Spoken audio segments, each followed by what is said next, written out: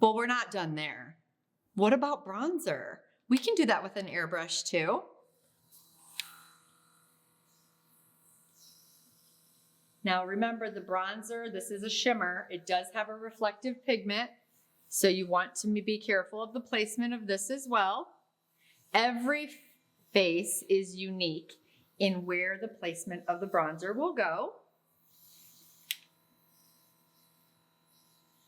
And you can even use the bronzer on the eyelids for a very subtle but natural glow to the lid, making sure that you keep those eyes closed until the product dries.